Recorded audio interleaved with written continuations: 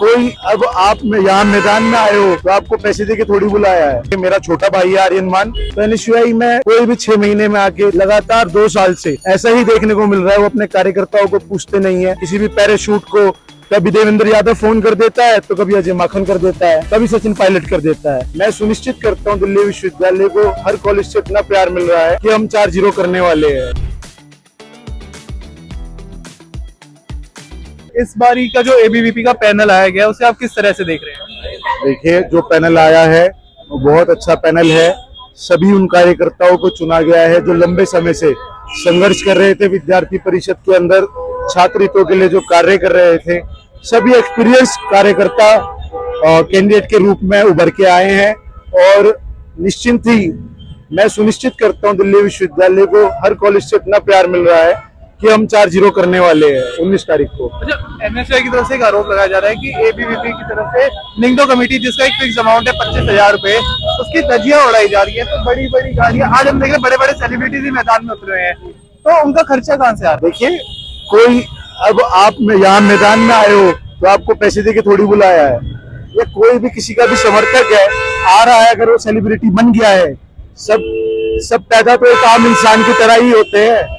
उसके बाद तय करता है वो अपनी कलाकार किस तरीके से कलाकारी दिखाता है, वो किस स्तर तक जाता है।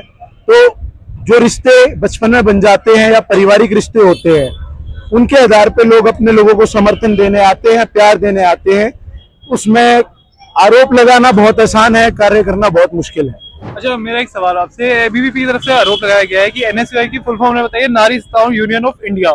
जैसा हमने देखा कि कई कैंडिडेट्स महिलाएं हैं जो 6 साल से मेहनत कर रही हैं, या कहीं ऐसे और भी कैंडिडेट्स हैं जो डिजर्विंग थे, उन्हें टिकट नहीं मिली। उस पर आप क्या कहना चाहेंगे? देखिए, मेरा मानना ये है, विद्यार्थी परिषद में भी हम अध्यक्ष पद के उम्मीदवार ने 3 बार तैयारी करी।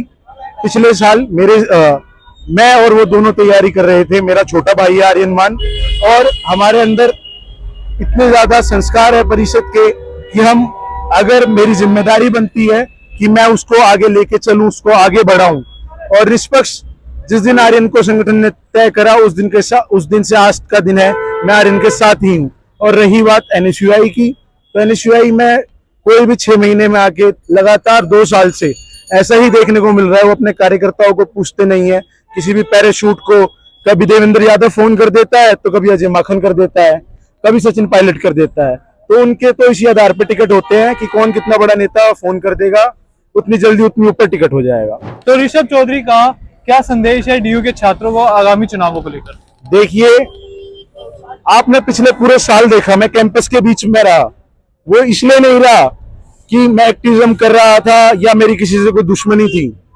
हमारे संस्कार ही ऐसे हैं कि हमें 24/7 कैंपस में रहना पड़ता है। हम छात्र हितों के लिए लड़ते हैं, चाहे परिणाम कुछ भी रहा हो, पर मैं उसी निष्ठा और संघर्ष और ताकत के साथ छात्रों के लिए लड़ा पूरे साल, और आगे भी लड़ता रहूंगा। और पूरे दिल्ली विश्वविद्यालय ने देखा, हमारे कार्यकर्ताओं का मकसद ही इतना है, दिल्ली विश्वविद्यालय को बेहतर विश्वविद्यालय बनाना, हर चीज में उसको आगे ले जाना।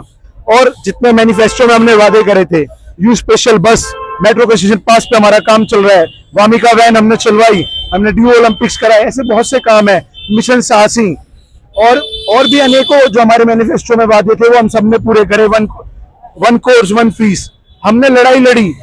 और साथ ही साथ मेरी यूनियन के तो आज भी 2 लोग दूसरों कार्यालय में बैठते हैं, और तीसरा मैं पूरे साल एक्टिव रहता हूं। और मेरी यूनियन, उनकी यूनियन के फिर भी 2 ही लोग हैं। हम एबीपी ने दूसरों इसलिए बोलते हैं क्योंकि विद्यार्थी परिषद का अध्यक्ष दिल्ली विश्वविद्यालय में उस समय भी एक्टिव था और आज भी एक्टिव है।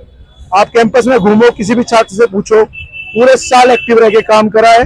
और एक केवल दिल्ली विश्वविद्यालय के छात्रों को एक मैसेज देना था कि विद्यार्थी परिषद का कार्यकर्ता किसी भी स्तर तक आपकी लड़ाई को अपनी लड़ाई समझ के लड़ता है। बहुत बहुत धन्यवाद। धन्यवाद ऋषभ।